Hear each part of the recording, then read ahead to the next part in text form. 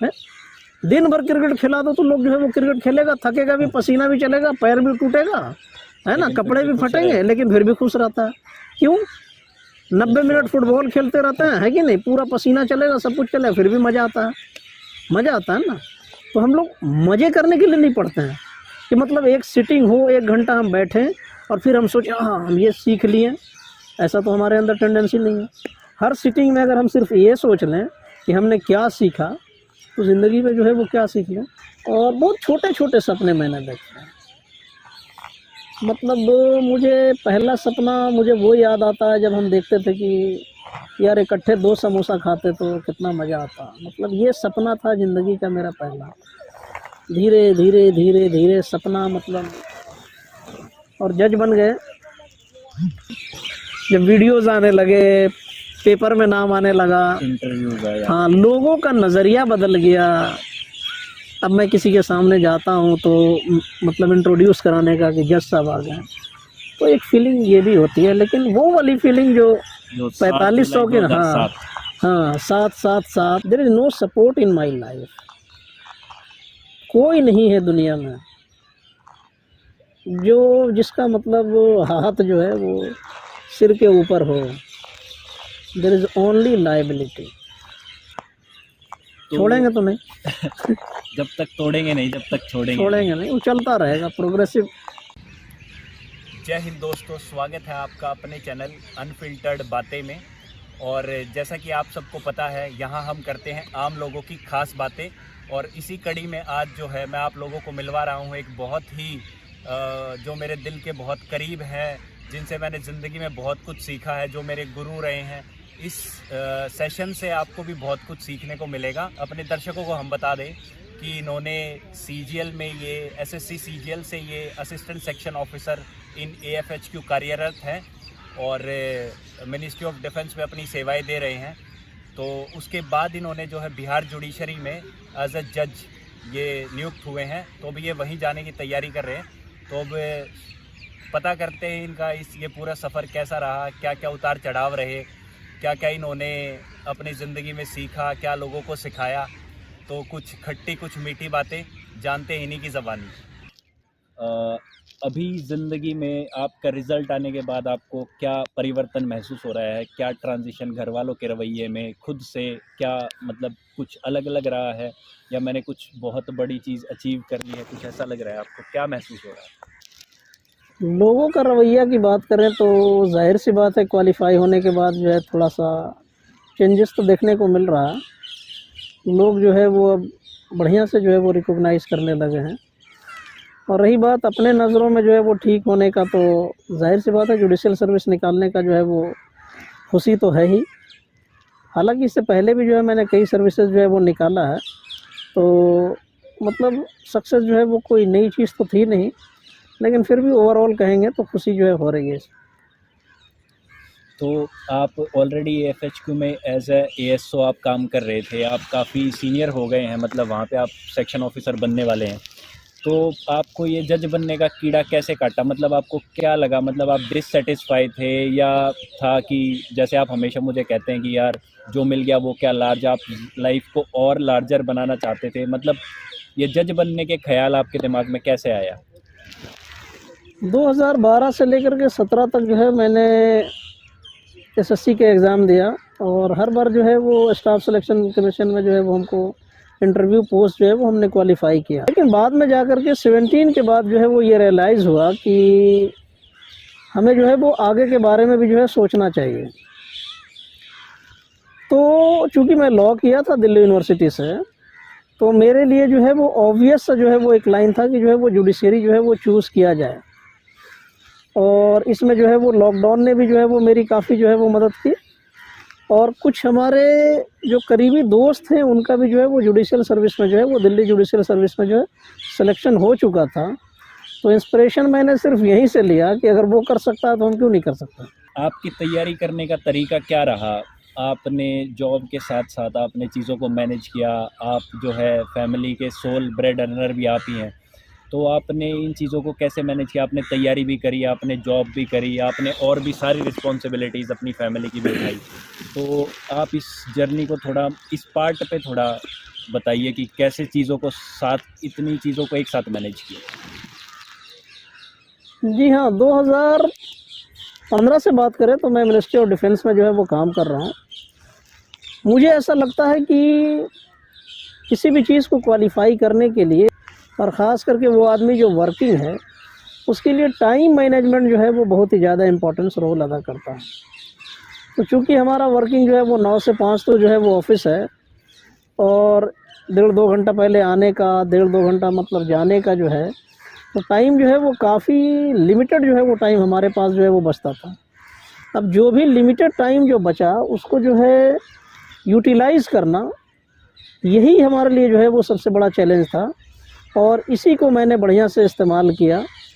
और तो इस तरह से जो है वो मैनेज करते थे कि बस जहाँ टाइम मिल जाए वहाँ जो है वो पढ़ना है। मेट्रो में टाइम मिल गया तो मेट्रो में पढ़ लिया, बाथरूम में मिला बाथरूम में पढ़ लिया, और ऑफिसेज़ में जो है वो ऑफिसेज़ में भी जो है वो मैंने मतलब काम से अगर लीज़र टाइम हुआ तो वहाँ पढ़ लिया। घर आने के बाद भी जो है वो हमें टाइम मिल जाता था। 6 साढ़े 6 बजे घर पहुँचे, 1 घंटा रेस्ट करने के बाद 8 से 12 जो है वो लाइब्रेरी चले गए, और सैटरडे संडे को भी छुट्टी मिलता ही था। तो मुझे ऐसा लगता है कि ये सब बहाना है। आप वर्किंग हो करके भी जो है वो आप अगर बढ़िया से टाइम को जो है वो मैनेज करें तो आप उन लोगों से भी ज़्यादा पढ़ सकते हैं जो कुछ नहीं कर रहे हैं, दिन भर लाइब्रेरी में बैठे रहते हैं। हाँ, ये है कि आप वर्किंग हैं तो जाहिर सी बात है कि आपके पास उतना टाइम जो है वो नहीं बचेगा। एडिशनल प्रेशर भी हाँ, रहता है। तो आपको मतलब घर भी देखना है, ऑफिस का भी जो है वो काम करना है। तो बस वही टाइम मैनेजमेंट का है कि अगर आप ऑनेस्ट हैं अपने आप से, अपने टाइम मैनेजमेंट से ऑनेस्ट हैं, तो वो टाइम भी मिल जाता है, वो भी जो है वो एक्सक्यूज़ देने की ज़रूरत नहीं है। तो जैसे हम देखते हैं कि दिल्ली यूनिवर्सिटी में, मुखर्जी नगर में, करोल बाग में, राजेंद्र नगर में लाइब्रेरीज़ भरी रहती हैं एस्पिरेंट्स से, है ना? तो मैं पूछना चाहता हूँ कि बहुत बच्चे आते हैं तैयारी करने, सभी सुविधाओं के बावजूद भी बच्चे एग्ज़ाम नहीं निकाल पाते। बहुत सारे बच्चे ऐसे होते हैं, क्योंकि सक्सेस रेट अगर आप देखेंगे तो वो 1% से कम है सक्सेस रेट अगर गवर्नमेंट जॉब में। तो ऐसी क्या चीज़ है, मतलब कि क्या चीज़ एक एग्ज़ाम क्लियर करने वाला बच्चा और एक एग्ज़ाम क्लियर ना करने वाले बच्चे में क्या डिफरेंस क्या रहता है? देखिए, इसमें सबसे बड़ी बात है लेबर और स्मार्ट लेबर। ये डिफरेंसेस है दोनों के बीच में। वो बच्चे जो मेहनत भी करते हैं और क्वालिफाई नहीं करते हैं, और वो बच्चे जो मेहनत करके क्वालिफाई करते हैं। हम तो उनकी बात ही नहीं कर रहे हैं जो मेहनत नहीं करते हैं। तो वो बच्चे जो क्वालिफाई नहीं कर पा रहे हैं वो मेहनत तो कर रहे हैं, लेकिन वो स्मार्ट लेबर जो है वो नहीं कर रहे हैं। अब यहाँ पे यही देखना होगा कि स्मार्ट लेबर एक्चुअली होता क्या है। स्मार्ट लेबर एक्चुअली होता है स्ट्रैटेजी और प्लान बेस्ड ऑन रियलिटी। तो पहली बात, कोई भी कॉम्पिटिटिव एग्ज़ाम निकालना, चाहे यूपीएससी हो, जुडिशियल सर्विस हो, या एसएससी हो, एवं एमटीएस की भी नौकरी, आपको एक स्ट्रैटेजी बनाना पड़ेगा, एक प्लान बनाना पड़ेगा। सिर्फ लेबर करने से कुछ नहीं होगा। आपको मैथ्स में और साइंस में, मतलब किसी भी सब्जेक्ट में फिलोसफर होने की ज़रूरत नहीं है ना। और बेस्ड ऑन रियलिटी का मतलब ये हो गया कि एक्चुअल कंपटीशन का डिमांड क्या है। मुझे लगता है जंप टू मतलब प्रिपरेशन, आपको प्रिपरेशन उस चीज़ की करनी चाहिए कि हमको करना क्या है। आप पहले एग्ज़ाम की मतलब नीड को जो है वो समझें कि क्वेश्चंस कहाँ से आता है, और प्रीवियस ईयर क्वेश्चंस पेपर अगर लगा लिया तो पीटी में इससे ज़्यादा करने की कोई ज़रूरत नहीं है। और आपको ऐसे भी कोई एग्ज़ाम निकालने के लिए 100 में 100 क्वेश्चन बनाने की ज़रूरत नहीं है। आप प्रीवियस ईयर का जो है वो कट ऑफ देखिए और अपना जो है वो लेवल बना करके रखिए। तो मैं यही बोलना चाहता हूँ, वो कैंडिडेट जो बेचारे क्वालिफाई नहीं कर पाते हैं, स्मार्ट मतलब लेबर करने के बाद भी शायद उनके स्ट्रेटजी और प्लान में थोड़ा सा जो है वो कमी होगा, क्योंकि बहुत ज़्यादा नॉलेज में डिफरेंस नहीं होता है उनके बीच में जो क्वालिफाई कर जाते हैं और जो क्वालिफाई नहीं करते हैं। तो आप अपने फेलियर्स को, अपने सेटबैक्स को जो आपकी लाइफ में रहे, वो उनको आप किस नज़र से देखते हो? मतलब वो एक स्टेपिंग स्टोन रहे या वो एक बैड एक्सपीरियंस रहा? मतलब आप उनको जैसे बहुत सारे बच्चे, जैसे भी आपने बताया कि चीज़ों को समझना चाहिए, प्लानिंग करके स्ट्रेटजी के हिसाब से चलना चाहिए, तो फेलियर्स जो बच्चे कॉन्टिन्यूसली बार बार फेल हो रहे हैं, बहुत सारे बच्चे डीमोटिवेट होकर तैयारी छोड़ देते हैं, गलत रास्तों पे चल पड़ते हैं, तो उन बच्चों के लिए आप क्या कहना चाहेंगे? मतलब अपने फेलियर्स और सेटबैक्स को कैसे हैंडल करें? देखिए, इसमें तो मैं पहली चीज़ तो ये जो है वो परसेप्शन जो बना हुआ है फेल्योर, मतलब लोग जो है वो क्या किया ना कि सक्सेस और फेल्योर को एंटीथेसिस मानते हैं, है ना। लेकिन मैं तो ये कहता हूँ कि फेल्योर जो है वो सक्सेस का ही एक पार्ट है, बिल्कुल, बिल्कुल। है ना।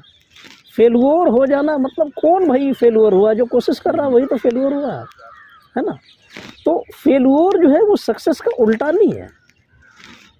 आप सक्सेस करेंगे, आप गिरेंगे। थॉमस एडिसन ने 1000 बार एक्सपेरिमेंट किया था, तब जो है वो बल्ब बना है। 1000 बार जो है वो फेल हुए थे। तो छोड़ने की बात तो मैं तो ये कहता हूँ भाई, एक डायलॉग है ना, जब तक तोड़ेंगे नहीं तब तक छोड़ेंगे नहीं, है ना। तो छोड़ना तो है ही नहीं। पहली चीज़ तो ये जान लीजिए कि अगर आप फेल्योर हुए हैं और आपका मेहनत अगर अच्छे डायरेक्शन में है तो छोड़ने की ज़रूरत नहीं है। और दूसरी बात, फेल्योर को जो है वो उल्टा नहीं माने सक्सेस का, ये एक पार्ट ही है, मतलब एक रास्ता है। Failure failure failure failure failure failure, ये कब सक्सेस आ जाएगा कोई पता नहीं, है ना। तो आप लगे रहें, जब तक आपके पास एज है तब तक आप लगे रहें। हाँ, मैं ये चीज़ ज़रूर कहना चाहूँगा, किसी भी कैंडिडेट को कोई भी एग्ज़ाम में जाने से पहले अपने आप को एनालाइज करो कि वाकई में आप इस काबिल हो कि नहीं।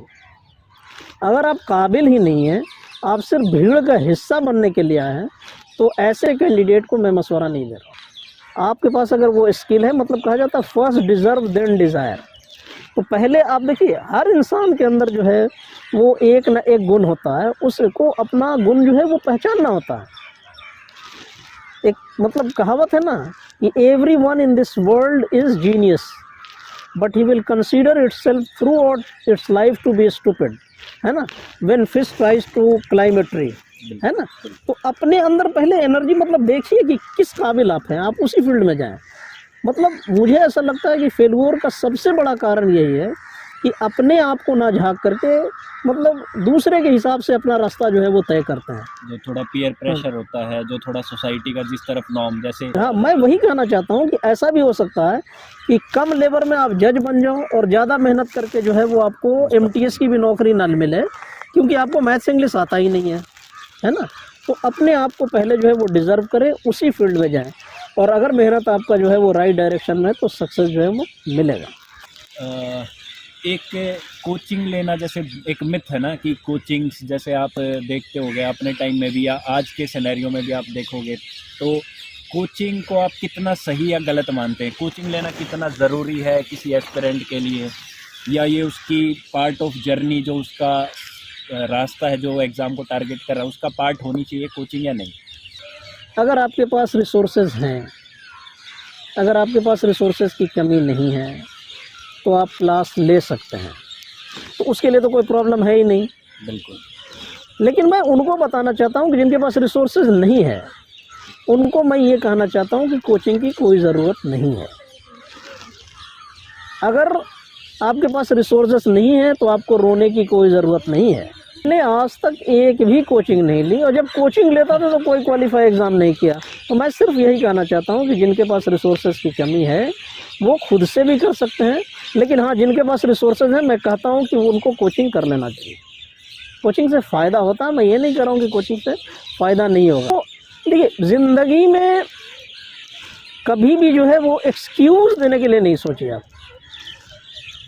कि मेरे पास पैसा नहीं है तो हम नहीं कर सकते हैं, मेरे पास टाइम नहीं है तो हम ये नहीं कर पाएँ। ऐसा नहीं, ये सब सिर्फ एक्सक्यूज़ है। आप अगर करना चाहेंगे तो सब कुछ कर लेंगे। आपको टाइम निकालना पड़ेगा। 24 घंटा कोई ऐसा काम नहीं होता है कि 24 घंटा में 24 घंटा काम करते हैं। कोई वर्किंग आदमी भी टोटल 12 घंटा ही आने जाने प्लस वर्किंग करके 12 घंटा ही टाइम देता होगा। वो भी चाहे तो पढ़ने के लिए 4-5 घंटा टाइम निकाल सकता है, हर कोई निकाल सकता है। कंसिस्टेंसी से 4 घंटा पढ़ा हुआ 12 घंटा एग्ज़ाम के लिए पढ़ने से ज़्यादा बेहतर है। अगर आप डेली 3-4 घंटा टाइम निकालते हैं वो ज़्यादा अच्छा है इन कंपैरिजन को 12 घंटा दिन भर लाइब्रेरी में डेली बैठे रहते हैं, उससे ज़्यादा अच्छा है। क्योंकि आपको पता है कि हमारे पास 4 घंटा ही है, आप इसको बढ़िया से जो है यूटिलाइज़ कीजिएगा टाइम को, आप बढ़िया से पढ़िएगा। लाइब्रेरी में जा कर के वो मतलब वीडियो तो नहीं देखने लगेगा ना, है। तो कंसिस्टेंसी एग्ज़ाम निकालने के लिए द मोस्ट इम्पॉर्टेंट थिंग, आपको अपने आप से ऑनेस्ट होना पड़ेगा। आपको किसी को साबित करने की ज़रूरत नहीं है, आपको अपने आप से ऑनेस्ट बनना पड़ेगा। है you are master of your mind and captain of your fate. आप ही अपने मतलब किस्मत के जो है वो मतलब क्या है, कैप्टन है, आप ही हैं, कोई दूसरा नहीं है। और अगला स्टेप आएगा, आपको कंसिस्टेंटली लगना पड़ेगा। आपको एग्ज़ाम की तैयारी नहीं करना है, आपको तैयार रहना। जैसे आप हमेशा कहते हैं कि आपको तैयारी नहीं करनी, जैसे आप कभी तैयारी नहीं करते थे, आप हमेशा तैयार रहते थे। हाँ, अब किसी को पहलवानी लड़ना है तो थोड़ी कहेगा कि हम थोड़ा सा उठक बैठक करके आ जाते हैं कि नहीं करते हैं, उसको भाई पहले से तैयार होना पड़ता है ना। तो आपको मतलब लेवल इस तरह का होना चाहिए। अब इसे कोई लड़के बोलते हैं हमारा सिलेक्शन नहीं हुआ, अरे सिलेक्शन कैसे होगा जब कट ऑफ 140 जा रहा, तुम्हारा घर पे कभी 140 नहीं है, कैसे सिलेक्शन होगा? आप अपना लेवल पहले उससे ऊपर बनाएंगे तब तो सिलेक्शन होगा। तो पहली बात तो आपको तैयारी, और ये कंसिस्टेंटली, ये नहीं कि एग्ज़ाम आया। हाँ, सबसे बड़ा मतलब स्टूडेंट के साथ प्रॉब्लम क्या होता है कि वो वेट करते हैं, है ना, कि रिक्रूटमेंट आएगा, फॉर्म आएगा, उसके बाद भरेंगे, उसके बाद पीटी का डेट आएगा, उसके बाद पढ़ेंगे, है ना। यही सबसे बड़ा जो है वो स्टूडेंट के साथ प्रॉब्लम है। उनके साथ हमेशा एक तरह का एनर्जी नहीं बना रहता है। एग्ज़ाम के टाइम में जो है वो मतलब आप टाइम का इम्पोर्टेंस उस समय समझना जब एग्ज़ाम देने के आधा घंटा पहले कैसे लगता है, 10 मिनट और रहता तो पूरा फार्मूला जो है वो देख लेता है। उस समय टाइम का इम्पोर्टेंस बहुत समझ में आता है, और उसके मतलब 6 महीना पहले टाइम का कोई इम्पोर्टेंस ही नहीं है। तो स्टूडेंट को जो है वो, मैं नहीं कहता हूँ कि 10 घंटा 12 घंटा और 15 घंटा पढ़ने की ज़रूरत है। आपने जो स्ट्रेटजी बनाया है खुद बनाया है, किसी ने थोपा नहीं है, किसी को आपको एग्जीक्यूट करना है। आप अपने पोटेंशियल और टाइम के हिसाब से ही स्ट्रेटजी बनाइए। आपको सब कुछ करना है, खेलना भी है, कूदना भी है, और 4 से 5 से 6 घंटा ही पढ़ना है, लेकिन डेली पढ़ना है। एग्ज़ाम के लिए नहीं पढ़ना। आपको एग्ज़ाम के 10 दिन 20 दिन पढ़ते हो, कुछ नहीं होता उससे, नई चीज़ कुछ नहीं सीखते हैं आप। उसके लिए बहुत जल्दी जो है वो, बहुत पहले ही जो है वो प्लान कर लेना होता है। हमेशा तैयार रहना, एकदम पूरी तरह से तैयार रहिए। जैसे आप आजकल के सिनेरियो में देख रहे हो कि लड़के लड़की इंस्टाग्राम में, यूट्यूब में, शॉर्ट्स में, रील्स में, इनमें बहुत टाइम ख़राब करते हैं। एक दूसरे के पीछे जाना, गलत चीज़ों में पड़ जाना, ठीक है, फिर रिजेक्शंस भी नहीं झेल पाते। इन चीज़ों को आदमी कैसे ओवरकम करे और अपनी लाइफ में कैसे ग्रो करे, कैसे प्रोग्रेस करे? पहली चीज़ तो मैं ये कहना चाहूँगा कि this is more dangerous than addiction of tobacco, alcohol, उससे भी ज़्यादा डेंजरस ये है। ये फ़ोन जो है ये बहुत ही बड़ा डिस्ट्रैक्शन का जो है वो ज़रिया है। आप मेट्रो में चले जाएं, 99% लोगों के हाथ में मोबाइल रहेगा, और सारे लोग ऐसी चीज़ देखता रहेंगे जिससे कोई मतलब नहीं है उसको।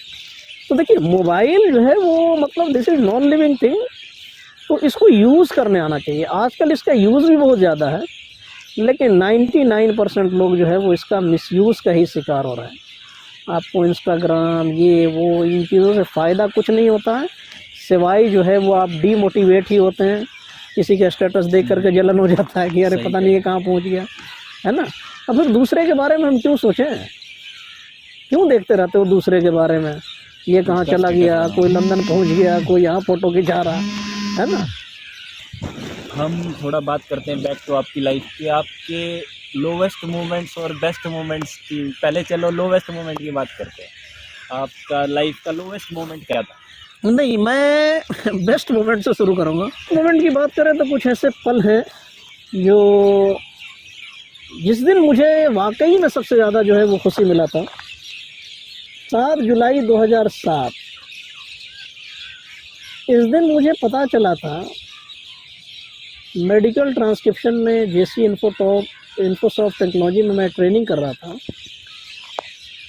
7 जुलाई को मुझे ये पता चला था कि आपकी नौकरी लग गई है और आप 1 जुलाई से ही जो है वो रिक्रूट हो गए हो। वो नौकरी थी 4,500 की।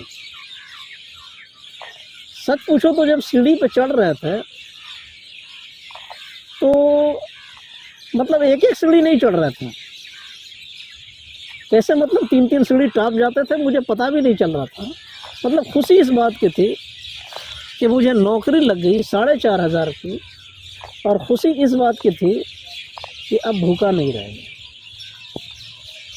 मतलब अब खाना तो खा ही लेंगे 4,500 में, हम भी खा लेंगे, कुछ बचेगा तो घर वाले को भी खिला देंगे।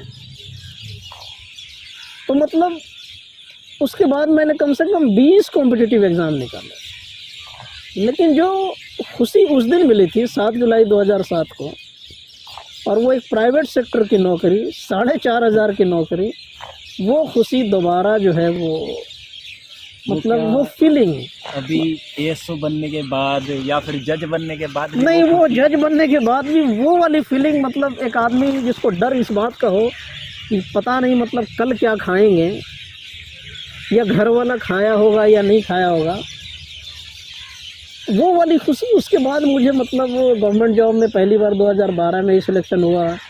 उसके बाद AAO भी हुआ, मतलब मिनिस्ट्री ऑफ डिफेंस में भी काम कर रहे हैं, IB में हुआ, और ये रिसर्च में जो है वो इसमें भी हुआ था, Indian council of agricultural research में हुआ। कई एग्ज़ाम मेरे एवं मतलब जुडिशियल सर्विस निकालने के बाद भी वो उस दिन वाली खुशी से जो है वो हम इसको कंपेयर नहीं कर सकते हैं, क्योंकि मुझे ऐसा याद है कि शायद 20 सीढ़ी होगा, वो 3 बार ही कदम रखे होगा तो 20 सीढ़ी जो है वो क्रॉस कर जाते हैं। वो मतलब खुशी, और उसमें ये बताया था कि तुमको नहीं पता कि तुम 1 जुलाई से ही जो है मतलब तुम्हारी नौकरी लगी है, चलो दिखाता हूँ तुम्हारा रजिस्टर में नाम। वो 4,500 कैलकुलेशन दिमाग में चलने लगा कि अरे यार 3,000 में तो हम खाना पीना भी खा लेंगे और दिल्ली में रह भी लेंगे, अब घर वाले को भी जो है वो कुछ पैसा जो है वो भेज सकते हैं। तो सबसे बड़ी खुशी का दिन तो वही था। दूसरी सबसे बड़ी खुशी फिर जुलाई में ही आया, 3 जुलाई 2017 को, जब ऑपरेशन थिएटर से निकल कर के डॉक्टर जो है वो बोलता है कि आप पापा बन गए और लड़का पैदा हुआ। जाहिर सी बात है वो भी खुशी जो है, मतलब वो इंटरनल फीलिंग की मैं बात कर रहा हूँ, वो बनावटी वाली नहीं। मतलब एक होता है ना कि आदमी हवा में भी उड़ता है, समझे, तो वो एक फीलिंग ऐसा था कि लगता है कि I am not on land, मतलब मत धरती से, हाँ फादरहुड वाली फीलिंग, धरती से ऊपर मतलब चल रहे हैं, ठीक है ना, वो एक फीलिंग अंदर से होता। और अगर तीसरा अगर कोई मोमेंट की बात किया जाए तो अभी 10 अक्टूबर को जुडिशियल सर्विस का रिजल्ट आया था, तो मेरे अंदर तो वो फीलिंग नहीं आई, लेकिन जब लोगों का जब कॉल आने लगा तब मुझे फील हुआ कि अच्छा हम जज बन गए हैं और मतलब खुश होना चाहिए। मेरे अंदर तो मतलब एक अपार सा जो है वो बोझ जो है वो था। मैं खुश नहीं हो रहा था रिजल्ट देख करके उतना ज़्यादा, जितना मतलब लोगों ने जो है ज़बरदस्ती के खुश करवा दी।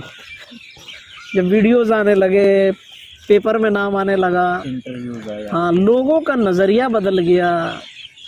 अब मैं किसी के सामने जाता हूँ तो मतलब इंट्रोड्यूस कराने का कि जज साहब आ गए, तो एक फीलिंग ये भी होती है। लेकिन वो वाली फीलिंग जो 4500 के, हाँ 7 वो वाली फीलिंग जो है वो नौकरी से अभी तक नहीं हो पाया। और रही बात लो मोमेंट ऑफ लाइफ की, तो कोई स्पेसिफिक डे नहीं है, पूरी ज़िंदगी लो मोमेंट में ही चल रहा। तो ज़िंदगी में इतनी परेशानी है कि आई स्टार्टेड ज्वाइनिंग माई मतलब इंजॉइंग माई पेन, है ना, तो पेन को ही एंजॉय कर रहे हैं। तो कोई स्पेसिफिक डे नहीं है, पूरी ज़िंदगी परेशानी का है, इसी को एंजॉय कर रहे हैं और अच्छा भी लग रहा। कोई बात नहीं है, परेशानी तो सबकी ज़िंदगी में है ना। तो आप हमेशा जैसे मुझे कहते हैं हमेशा कि यार जो मिल गया वो क्या लार्ज, तो क्या आप जैसे अब आप बिहार में जज भी बन गए हैं, आप ग्रुप सर्विसेज में आप जा चुके हैं, तो अब इसके बाद आप अपने आप को क्या देखते हैं, मतलब नेक्स्ट लार्ज क्या हम मतलब आने वाले टाइम में देखेंगे?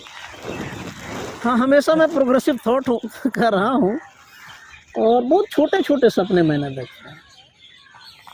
मतलब मुझे पहला सपना मुझे वो याद आता है जब हम देखते थे कि यार इकट्ठे 2 समोसा खाते तो कितना मज़ा आता। मतलब ये सपना था ज़िंदगी का मेरा पहला। धीरे धीरे धीरे धीरे सपना मतलब और जज बन गए, लेकिन वो वाली फीचर अभी भी नहीं छूटा है कि मैं मतलब छोड़ दूँ, अपनी चाहत को छोड़ दूँ। कोशिश करूँगा हायर जुडिशरी में जो है वो जाने के क्या तरीके होते हैं डिपार्टमेंटल एग्ज़ाम के थ्रू, वो वाला सपना है। और चूँकि ज़िम्मेदारी बड़ा है तो जाहिर सी बात है जो है वो जुडिशरी में भी योगदान देना पड़ेगा, दिल लगा करके जो है वो योगदान देना पड़ेगा। लेकिन हाँ, मेरी ज़िंदगी का एक सपना है कि बहुत ही अच्छा मतलब लॉ का जानकार बनूं। अगर मतलब कैरियर में प्रोग्रेस नहीं भी कर पाया तो अब मेरा ये सपना है कि लॉ का एक अच्छा ऐसा जानकार बनूं कि कोई दूसरा जज भी बोले कि उससे बात कर लो। और ऐसे देखेंगे डिपार्टमेंट में जो है वो हायर जुडिशरी में जाने तो छोड़ेंगे तो नहीं जब तक तोड़ेंगे नहीं, जब तक छोड़ेंगे नहीं, वो चलता रहेगा प्रोग्रेसिव। तो इस पूरे जर्नी में हमने बहुत सारे अप्स एंड डाउन्स देखी, बहुत सारे सेटबैक्स के बारे में बात करी। तो क्या ऐसी चीज़ें थी जो कॉन्स्टेंटली जो आपके साथ बनी रही, मतलब जिन्होंने हमेशा आपको ऊर्जा दी, जिनसे आप हमेशा अपने आप को मोटिवेशन, मतलब आप अपने आप को मोटिवेट रखा कि नहीं यार, मेरे को इन स्पाइट ऑफ एवरीथिंग, मेरे को जो चीज़ें मैंने सोची मेरे को वो अचीव करनी। तो वो क्या चीज़ें थी कि किस उम्मीद के सहारे आप चल रहे थे, मतलब आपने ये सफ़र किन चीज़ों पे पूरा किया? अपने आप को मैं बोलूँ तो there is nothing good in my life except education and will power. मतलब मेरी ज़िंदगी से एजुकेशन हटा दो, फिर मैं मतलब एक जीरो हूँ ना, या फिर निगेटिव में करना है तो निगेटिव में कर लो कि कोई मतलब एनिमल एग्जिस्टेंस से भी जो है वो बेकार की जो है वो ज़िंदगी होगी। तो मैं इस चीज़ को समझ लिया कि मैं आखिर अपनी ज़िंदगी को कैसे बेहतर कर सकता हूँ, वो एजुकेशन से। और ये अपना जो विल पावर ही जो रहा वो मुझे वहाँ से लेकर के जब करियर शुरू किया 1998 में, जब किसी दूसरे के घर में काम करते थे, उससे लेकर के जो है वो जज बने। मतलब अपने अंदर वो शौक़ जो है वो हमेशा बना करके रखे, वो शौक़ जो है वो टूटने नहीं दिए कभी, कि मैं अपने आप से कभी नहीं टूटा। और यही चीज़ जो है वो मतलब there is no support in my life. कोई नहीं है दुनिया में जो जिसका मतलब हाथ जो है वो सिर के ऊपर हो। There is only liability. लेकिन फिर भी मेरे अंदर वो विल पावर था कि परेशानी है, कोई बात नहीं है, मेरा जो टाइम मिला है मैं मतलब दूसरा इंसान हूँ। फिर तो आपका जज बनना प्री डिसाइडेड था कि आपको जज बनना है। अगर आप नहीं, पढ़ाई देखो, एक चीज़ और भी मैं बोलना चाहता हूँ कि पढ़ाई को लोग जो है ना, लोगों ने जोड़ दिया, बहुत ही मतलब लेबोरियस है, बहुत ही मेहनती है, ये है वो है। मेरे लिए पढ़ाई लेबर और ये नहीं, मेरा शौक़ है। मैं शौक़ से पढ़ता था, हमको अच्छा लगता था। तो कोई भी बच्चे जो पढ़ाई करते हैं अगर शौक़ से पढ़ें, ये लेबर का काम ही नहीं है। इसको बोझ ना माने। हाँ, इसको बोझ ना माने। हाँ, नहीं, घर वाले ही बोलते हैं बहुत मेहनती है, मेहनती है, मेहनती है। अरे यार, पढ़ने से ज़्यादा आसान काम तो कोई है ही नहीं। पढ़ने से ज़्यादा आसान काम कोई नहीं है। आप हमेशा पढ़ाई फेवरेबल कंडीशन में करते हैं, पंखा चलते रहता है, टेबल पे रहते हैं, कुर्सी पे बैठे रहते हैं। जब असल ज़िंदगी काम करने वाली आएगी ना, तब समझ में आएगा कि लेबर किसको कहता है और मेहनत किसको कहता है।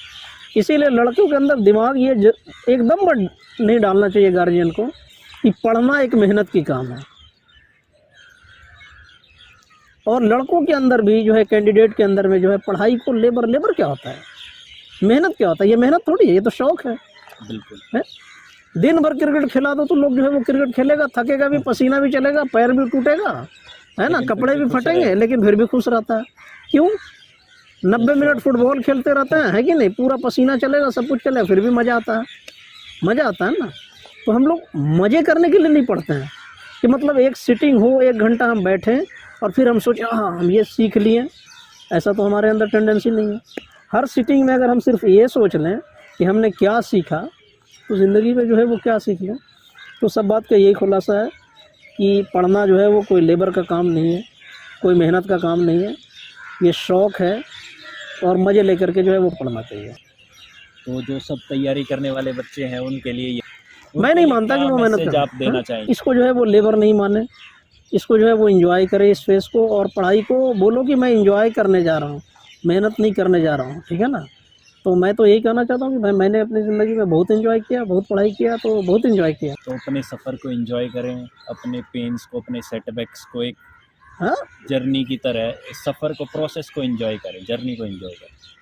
परेशान सबको है, आप भी परेशान रहोगे, ये चीज़ भी जान लो, जब तक ज़िंदा रहोगे तो परेशानी रहेगी। आप परेशानी को सॉल्व करने के लिए नौकरी नहीं ले रहे हो, परेशानी और बढ़ेगी, ठीक है ना। आपको परेशानी का सॉल्यूशन ढूंढने का तरीका अलग होना आना चाहिए बस। ज़िंदगी में जब तक ज़िंदा रहोगे परेशानी रहेगी, जितना ऊपर जाओगे परेशानी बढ़ेगी, ठीक है ना। तो लोगों ने मतलब ये दिमाग बना लिया है, ये नौकरी लग जाएगी परेशानी ख़त्म हो जाएगा। परेशानी नहीं ख़त्म होगा भाई। हाँ, वो परेशानी का जो मतलब ये था ना, मतलब फॉर्म चेंज हो जाएगा कि अभी हो सकता है भाई खाने के लिए सोचते हो, अभी आप सोचते हो कि भाई किराया कहाँ से दूंगा, है कि नहीं। वो फॉर्म जो है वो चेंज हो जाएगा, लेकिन परेशान ज़िंदगी भर रहोगे। इसलिए बेहतर है कि अगर अभी भी आप परेशान हो तो आप उसका तरीका ढूंढो कि कैसे जो है वो मतलब निकला जाए। मुझे तो अपनी ज़िंदगी में जो है वो 10 लोगों को सपोर्ट भी करना था और पढ़ना भी था, तो परेशानी बताने से नहीं होगा ना। और मैं खुल के बोलता हूँ, मैं कभी गरीब नहीं रहा, क्योंकि मांगे नहीं ना किसी से, बिल्कुल। खुद ही सॉल्यूशन ढूंढा कि कैसे खाते रहेंगे, कैसे पढ़ते रहेंगे और कैसे आगे बढ़ते रहेंगे। ये सॉल्यूशन ढूंढना ही जो है वो ज़िंदगी का जो है वो बेस्ट वे है। परेशानी रहेगी, एक ही प्रॉब्लम होता है, सबके पास अलग अलग सॉल्यूशन होते हैं। किसी के घर में तबीयत ख़राब हो जाएगा, कुछ लोग छाती पीट करके रोएंगे, कुछ लोग जाकर के अस्पताल में भर्ती करा देंगे, है ना। तो कौन वाला अच्छा है, जो मतलब अस्पताल में भर्ती कराए या फिर छाती पीट करके रो रहा है? जो सॉल्यूशन, हाँ, आप सॉल्यूशन के बारे में सोचें, ना कि प्रॉब्लम का सिर्फ डिस्कस करें, है ना। प्रॉब्लम हमेशा रहेगा ज़िंदगी में, ये दिमाग में बैठा लो, प्रॉब्लम ख़त्म नहीं होने जा रहा ज़िंदगी में। तो चलते चलते आप अब बिहार में जाके जज भी बन जाएंगे, आप बहुत फेमस भी हो जाएंगे, हमारा चैनल भी आगे बढ़ रहा है। तो जाते जाते आप ये बताओ, ये 2 लाइनें बताना कि जैसे आपने बहुत बड़े बड़े प्लेटफॉर्म पे अपने व्यूज़ एक्सप्रेस करे हैं, अपनी जर्नी को शेयर किया है, तो उस प्लेटफॉर्म में और आज आप यहाँ बैठ के जो हम ये बातें कर रहे हैं, जैसे कि नाम भी है अनफिल्टर्ड बातें, तो इसमें क्या आपको क्या अलग लगा और आपका कैसा एक्सपीरियंस रहा? यहाँ पे खुल करके बात करने का जो है वो मतलब, ये जब मैं बात कर रहा हूँ तो मुझे इस बात का पता नहीं है कि पता नहीं रिकॉर्डिंग भी हो रहा है कि नहीं हो रहा। तो this is only like a talking, है ना। हम लोग इस तरह से बात कर रहे हैं कि मुझे नहीं पता कि ये कैमरा रिकॉर्डिंग हो रहा है या किसी के पास जाएगा, है ना। ये उसी तरह की बातें हैं जैसे हो सके हम इससे पहले भी 10-20 बार हम लोग जो है वो यहाँ पे जो है कर चुके हैं, है ना। आज बस फर्क इतना है कि कैमरा सामने है। कैमरा सामने है। इस तरह की बातें हम लोग मतलब इसी फैकल्टी में और यहाँ पे जो है वीसी ऑफिस में कई बार किया करते थे। आज पता नहीं कोई रिकॉर्ड भी कर दिया है, बस यही फ़र्क है। और बाकी तो भाई प्रोफेशनल जो है वो इंटरव्यू लेने वाले आए हैं, जिन्होंने क्वेश्चन बताया, जवाब दिया, क्वेश्चन भी खुद ही बताया और ये तो खुद ही बताया। चलो हो गया, और भी तो कुछ है? चलो